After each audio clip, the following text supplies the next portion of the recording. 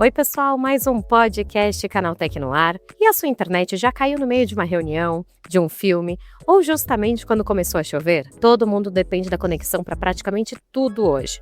Mas, mesmo assim, quedas e instabilidades continuam fazendo parte da rotina de muita gente.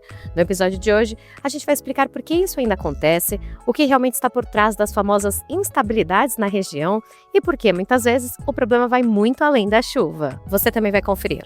Google Meet agora traduz sua voz em tempo real, mais um serviço de assinatura ficou mais caro e robôs humanoides estão ficando mais acessíveis. Eu sou a Fernanda Santos e esse é o podcast Canaltech. Bora entrar no tema do episódio? Para ajudar a traduzir esse bastidor invisível da conectividade, nosso convidado de hoje é Carlos Doran, gerente de TI da Unetel, empresa especializada em infraestrutura e conectividade corporativa. No papo, ele explica de forma simples como funciona a infraestrutura por trás da internet que chega até a nossa casa, porque uma única falha pode afetar bairros inteiros e quais erros dentro de casa podem estar piorando sua conexão sem você perceber. Carlos, muito bem-vindo ao podcast Canaltech. E eu já queria começar te perguntando, porque a gente depende da internet para quase tudo hoje. Então, por que em pleno 2026 ela ainda cai com tanta frequência? Hoje, temos um fator muito importante, né, que ele influencia muito, que é o clima. Né? O clima ele expõe fragilidades que já existiam. Então, pense o seguinte: os eventos climáticos eles funcionam mais ou menos como catalisadores do que como causa isolada. O Operador Nacional de Sistema Elétrico, em 2025, ele registrou que cerca de 40% dos desligamentos na rede de transmissão tiveram relação com condições adversas. Então, mais o que o clima faz é acelerar essas falhas, né, que já existiam. Então, a gente está falando de cabos e equipamentos que estão expostos, ausências de rotas alternativas e falta de monitoramento contínuo, que são práticas que deveriam ser adotadas desde os primórdios, né, pensando em uma estrutura de back-end para infraestrutura e front-end para o usuário, né, para a experiência final do usuário. Então, as redes projetadas com resiliência, elas conseguem operar mesmo em cenários extremos. Então, pense numa cadeia do seguinte: os eventos climáticos eles pressionam a infraestrutura, os cabos e equipamentos sofrem impacto e as redes sem preparo falham. Então, uma forma de contornar isso também são as redes resilientes, né? Elas aguentam melhor. Então, basicamente, o clima ele não cria sozinho o problema. Ele acelera as vulnerabilidades que já estavam ali. Legal, então não é mito, né, que a gente fala, não. Geralmente quando começa a chover, começou a ficar mais lento. Então é verdade. E quando uma operadora geralmente fala que houve uma instabilidade na região, o que isso realmente significa, né? O que está acontecendo nos bastidores nesse caso? Assim, tem vários fatores, mas eu vou focar aqui em 3 vulnerabilidades centrais, né, que causam esses problemas. O primeiro é a falta de redundância, né, eles não têm rotas alternativas, uma falha derruba tudo, basicamente. Uhum. E o segundo seria uma interdependência com energia elétrica. Eu estou falando aí de POPs, que são equipamentos que eles redistribuem essas redes em pontos estratégicos, sejam naquelas caixas metálicas que a gente via na rua quando estava dirigindo, bem grandes, como aquelas caixas também que alguns provedores utilizam em postes, que não tem um no-break. Então, quando tem alguma falha de energia, eles começam a ter problemas, os equipamentos são desligados. Então, uma falha elétrica, ela arrasta completamente a conectividade. E um terceiro ponto que eu posso citar é a ausência de visibilidade em tempo real. Tem muitas empresas hoje que não tem um monitoramento, então o problema só aparece quando a operação já parou. Uhum. E usar aí como um exemplo que tivemos em 2024 com as enchentes, né, que ocorreram no Rio Grande do Sul, elas escancararam isso. A própria Anatel entrou no debate sobre redes redundantes, exatamente por ter visto essa fragilidade, né, infelizmente de uma forma muito ruim, mas conseguiram entender a importância. Então, pensando também no conceito de cadeia, a falta de redundância e dependência de energia elétrica, a falta de monitoramento em tempo real, elas geram todos esses problemas. Então, o problema real não é apenas a chuva ou o calor, mas a ausência de planejamento para quando isso acontece. E você comentou, né, das caixas cinzas que a gente via antes, né? Muita gente imagina a internet como algo invisível, né? Mas fisicamente, exatamente, onde que ela tá? Como que esse sinal percorre o caminho até chegar na nossa casa? nós temos várias formas de conceder esse acesso. Temos o rede UTP, que são aqueles famosos cabos de rede. Os provedores, eles contratam um link de uma outra operadora e vai cascateando esse processo. Lá eles fazem a redistribuição para alguns clientes. Estou usando um exemplo de provedores menores e que hoje estão modernizando essa infraestrutura para fibra ótica, né? Por isso que a gente já tem o FTTH, que é o Fiber to the Home, que a fibra já está chegando diretamente no roteador na sua casa. Então a gente consegue ter uma performance um pouco melhor e mais estável, porque a fibra ela recebe menos influências de atenuações, né, de possíveis interferências com campos eletromagnéticos e, consequentemente, você consegue ter uma conexão muito mais rápida, né, nesse ponto. Então, você não tem cascateamentos entre switches, entre esse processo. Então, tem toda uma gama de cabeamentos e equipamentos, para poder chegar. Tem toda uma operação por trás. A gente está falando aí também do pessoal lançando fibra na rua. É muito comum hoje em dia você vê vários operadores em postes ali, o pessoal com sombreirazinho, com uma mesinha de plástica e tá ali fazendo fusão em fibra, né? Então tem todo esse processo do back-end da infraestrutura. E às vezes uma falha, por que ela afeta bairros e às vezes até cidades inteiras, né? Existe algum efeito dominó nessa infraestrutura? Existe. Pense o seguinte: se eu tenho um link que é uma fibra, imagine somente um elozinho de fibra que está ali um pouquinho mais grossa do que um fio de cabelo. E essa fibra, ela passa unicamente para um equipamento, que dele a gente vem cascateando, esse equipamento está ligado em mais 2 equipamentos, esses 2 equipamentos estão ligados em mais 4 equipamentos, para frente, para que atenda o máximo de clientes possíveis, e a gente está falando de rotas e cidades, você vai ter um impacto muito maior. Se essa principal, que não tem redundância, não tem uma outra chegando para apoiar em uma rota alternativa, ela vai gerar aquele problema. É a mesma coisa de uma cidade inteira que só tem uma ponte de acesso para ela. Se essa ponte quebrar, a cidade fica isolada. A gente precisa ter soluções de contorno, seja via barco, seja via aéreo, né, com um aeroporto. Enfim, a gente precisa construir essas resiliências, essa forma desse transporte, desse tráfego de dados chegar e trafegar. E esse é um problema. Sim. E quando uma rede cai, por que às vezes demora horas para voltar? O que precisa acontecer nos bastidores para esse serviço ser restabelecido? A ausência de um serviço de monitoramento contínuo em tempo real em todos os pontos, ele faz com que a notificação ou a ação só comece depois que o problema aconteceu. Então, o usuário final, ele está sem internet. Se o pessoal só está monitorando a ponta, que lembra do cascateamento que a gente falou, tem vários cascateamentos ali, para a operadora, o link vai estar funcionando. É a mesma coisa. Imagine o seguinte: você está recebendo tem um equipamento chamado ANU, né, que ele normalmente ele faz parte do conjunto de GPON e faz parte do conjunto de FTTH, que é o Fiber to the Home, que seria a fibra até a sua casa, como hoje é utilizado por muitos provedores. Só que aí você quebrou a pontinha da fibra lá na sua casa, no roteador. Às vezes as pessoas quebram manuseando, fazendo limpeza, porque é muito frágil. Aqui em casa quando chove muito, tem muitas árvores aqui em volta. Geralmente cai a árvore para a internet e realmente demora aí umas horas, mas faz sentido, né? E claro que quando chove o problema ainda é maior, né? Porque são várias áreas da cidade, não é um ponto isolado que precisa restabelecer a conexão, né? Exato. E você fez um comentário muito bacana, porque é um exemplo real do que acontece. Olha, imagina, choveu bastante, caiu uma árvore que acabou cortando todos os fios do poste. Imagine que essa fibra não é a fibra que vai até a sua casa, é uma fibra que abastece um equipamento que manda sinal para várias outras residências e até empresas.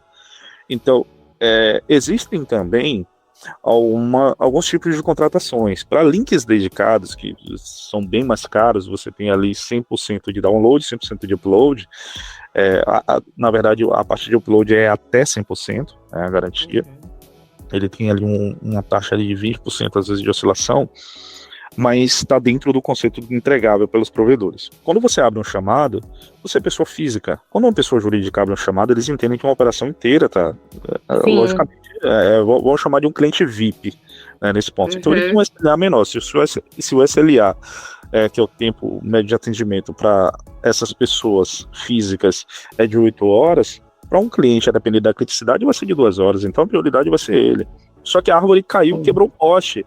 O pessoal precisa relançar a fibra, precisa ter uma empresa que vai remover aquela árvore de lá. Tirar a árvore, tem muito mais coisa, né? Exato, tem todo um transtorno. Então, assim, tem todo um processo por trás, né, no back-end. Então, assim, é um cenário que facilmente pode ser resolvido se tiver uma estrutura redundante, seja via rádio, seja via satélite, seja via fibra subterrânea vindo por uma outra rota que não passa por esse poste. E aí a gente entra, perceba que toda a nossa conversa, ela tá indo num ponto chamado resiliência. A gente precisa ter redundância, precisa pensar na infraestrutura redundante. Ela é um pouco mais cara no nível de implantação, mas ela te protege de muitos outros caos. Entrando agora uma questão do roteador, ele realmente influencia na qualidade da internet? Qual que é o impacto desse equipamento na experiência do usuário? E, às vezes, né, quando começa a falhar em internet, a gente reinicia o roteador. Isso resolve de verdade ou virou um ritual meio que coletivo? Todo mundo faz isso. A gente chama popularmente, na área de TI, de solução Bill Gates, né? Vamos reiniciar. Mas... então, existem vários fatores. Quando a internet está lenta, para roteadores caseiros, e isso é muito comum, às vezes a gente faz compartilhamento de senha com vizinhos, com visitas que chegam, e hoje está muito fácil você compartilhar senhas pelo celular. Você gera ali um QR Code e passa para a pessoa, compartilha, tem vários aparelhos que fazem isso. Então, como as pessoas não têm a prática de entrar na interface de administração do servidor, até porque é algo mais avançado, e tudo bem por isso, às vezes tem 30, 40 pessoas conectadas na sua rede. Aí você fala, poxa, mas aqui eu só tenho uma TV, um computador, de repente um Alexa, alguns equipamentos de IoT que conectam com a rede, e só tô com o meu celular, tô com o celular do meu marido, tô com o celular do que seja. Uns outros aparelhos aqui em casa não faz sentido, minha banda é de 1 GB, vamos chamar. Contratei 1 GB, mas, tô fazendo speed test aqui, não tá chegando a 10 megas. Tem esses fatores de várias pessoas estarem conectadas, e aí quando você dá um reboot no aparelho, as pessoas precisam, alguns aparelhos demoram de autenticar na rede, então eles ainda estão se conectando. Aí quando você faz o teste, reiniciou, você foi o primeiro ali, normalmente as pessoas ficam na ansiedade, peraí, conectou meu celular, deixa eu fazer o teste agora. E aí já conecta rápido. A banda já tá lá em cima, porque não tem ninguém utilizando. Não tem outros aparelhos utilizando. Então isso é um gap. Isso é um gap que, na verdade, vamos chamar de gap operacional. Não seria da infraestrutura, mas seria da usabilidade. E tem um outro ponto mais técnico, que é o seguinte: não adianta você ter um link de 1 GB e você ir lá numa loja qualquer ou na internet e comprar um roteador de 100 megas. Ele só vai trafegar 100 megas. Então você vai ter 900 parado ali de download. Ele só vai trafegar 100. Então, as pessoas às vezes, olha, fulano me indicou, não vou falar marcas aqui, mas fulano me indicou o tal roteador que ele utiliza. O roteador funciona bem, só que a banda do cara é de 100 megas. E a sua banda é de 300. Você pega um roteador de 100 megas, que só trafega 100 megas, e coloca na sua rede de 300, não vai funcionar. Vai perder mesmo. Vai trafegar 100. Além disso, tem algo que é importante salientar, que hoje é muito comum essa prática de 2 basebands. Você já deve ter visto o nome do Wi-Fi 2.4 e o nome do Wi-Fi 5.0. 2 redes, né? Exato, 2 redes ali iguais. O que acontece? A rede 5.0, ela tem um alcance um pouco menor, mas ela tem maior largura de banda, ou seja, ela trafega mais dados. E a 2.4, que é utilizado por equipamentos de IoT, exemplo, Alexa, as automações, na minha casa eu uso várias automações a propósito, e eu tenho uma baseband que é 2.4, que é exclusiva para eles. Ela tem um alcance muito maior, porém ela não foca em performance, ela foca em alcance. Então ela vai ter menos interferência, mas ela vai ter uma banda mais volátil. Então acontece, às vezes a pessoa está na baseband de 2.4, que é rodar um speed test, e está a 30, 50 metros do roteador. Mas o sinal está chegando aqui, o sinal está forte. Que é um outro ponto que vale a pena salientar, é que qualidade de sinal não é qualidade de conexão. Ele não representa a velocidade que está sendo, que vai trafegar. Tá? Legal. Então, Tô a 30 metros de distância do roteador. Pô, o sinal tá bem forte aqui, beleza. Você tem uma antena lá de 5, 6, 7 dBi, que ela vai ter um alcance extremo. Porém, o seu link é de 50 megas. E aí, quando o que tá chegando lá para você é 5, 10, 15, a depender do nível de interferência. Então, tem várias coisas que interferem. Tem vários equipamentos dentro de casa. Tem vidro, portas de vidro impactam também, a depender de onde esteja o roteador. Então, vale salientar essa diferença entre as redes, que a maioria das pessoas não conhece. Por isso que existem equipamentos que eles fazem essa seleção de baseband automaticamente. Eles se conectam com o que for melhor naquele lugar. Sim. Então, vai ter momentos que eu vou dar um exemplo de um aparelho independente de marca. Às vezes o seu aparelho, você está mais perto do roteador, ele está conectado na rede 5G. Quando você vai um pouco para longe, ele está na rede 2.4. Só que isso é automático, essa comutação.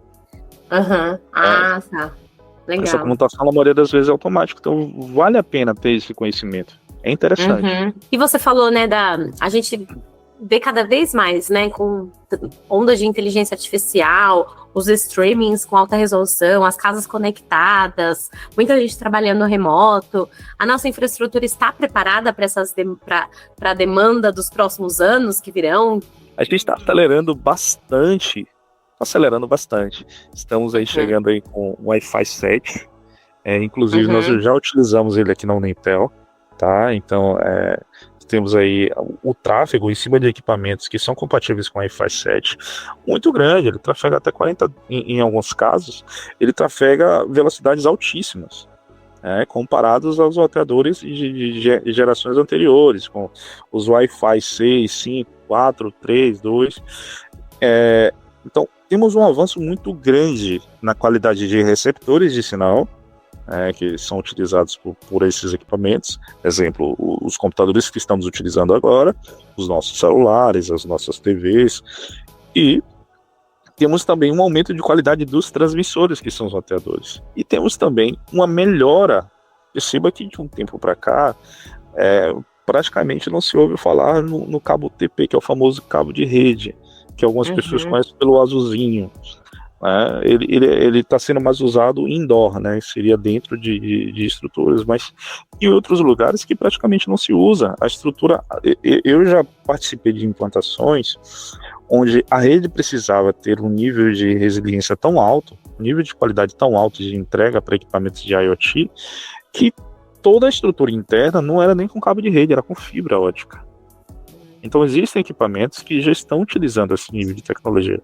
Então, respondendo a sua pergunta, para os cenários de streaming, de lives, de podcasts, eu acredito completamente que estamos caminhando para uma evolução muito grande. Mas o foco tem que ser na resiliência, tem que ser na infraestrutura do ambiente. Não adianta a gente pensar no resultado final sem planejar a infraestrutura. É a mesma coisa que você construir um prédio muito grande e não pensar na fundação. Legal. Ou fazer uma fundação talvez para 2, 3 andares e não pensar nos outros 15 que você quer colocar para cima. E aí você vai ter um outro custo para refazer a fundação, para realocar as pessoas, que estou usando o exemplo do prédio, mas para realocar essas pessoas para outro lugar durante essa obra. Então imagine o seguinte, imagine que você não tem redundância e você precisa refazer sua infraestrutura e precisa colocar para uma porção de clientes uma rede secundária porque você está trabalhando na infraestrutura, ou você precisa entregar no mínimo a mesma performance. Um equipamento de rádio, você você coloca lá um rádio para transmitir essa conexão para essas pessoas, mas você não tinha adaptado sua infraestrutura para isso. E aí tem um rio perto, a gente tem ali uma interferência marítima também, com refração de luz no sinal, tem várias coisas, tem vários fatores. Carlos, queria te agradecer, eu aprendi muito com você, tenho certeza que esse episódio vai fazer muita diferença para o nosso público, porque é um tema que afeta todo mundo, mas que quase nunca é explicado com esse nível de clareza. Obrigada por compartilhar tantos bastidores e traduzir um assunto tão técnico de uma forma tão acessível, e fica o convite para você voltar para a gente conversar mais, porque tem muito assunto. Com certeza. Estou aqui à disposição. Eu que agradeço a vocês, foi uma honra estar participando aqui com vocês e espero que possamos voltar a conversar sobre outros e diversos assuntos.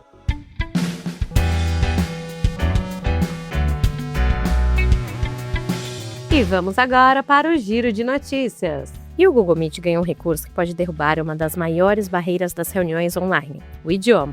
A plataforma agora oferece tradução de fala em tempo real durante chamadas, permitindo que pessoas conversem em idiomas diferentes quase que instantaneamente.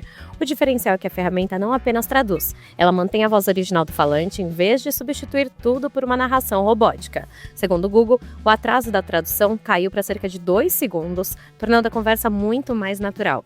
Por enquanto, a novidade está disponível apenas para assinantes de planos específicos e em alguns idiomas, mas disponível em português, viu? E o YouTube Premium ficou mais caro, pelo menos nos Estados Unidos, e isso pode ser um alerta para outros mercados, incluindo o Brasil. O Google reajustou os preços dos principais planos de assinatura, com aumentos que chegam perto de 20% em alguns planos. Por enquanto, a mudança vale só para o mercado americano, mas reajustes por lá costumam servir de termômetro para aumentos futuros em outros países. Os novos valores já valem para quem assinar agora, enquanto clientes atuais verão a mudança no próximo ciclo de cobrança.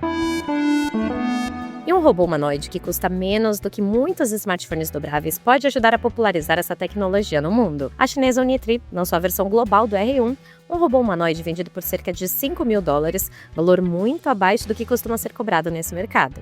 Com um pouco mais de 1 metro de altura, o aparelho consegue correr, chutar, levantar sozinho após cair, fazer cambalhotas e até interagir por voz e reconhecimento de imagem. Apesar da aparência futurista, ele não foi feito para tarefas domésticas. O foco está em pesquisadores, universidades e empresas que desenvolvem aplicações em robótica e inteligência artificial. Na prática, o R1 pode ajudar a tornar os robôs humanoides muito mais acessíveis e acelerar essa indústria.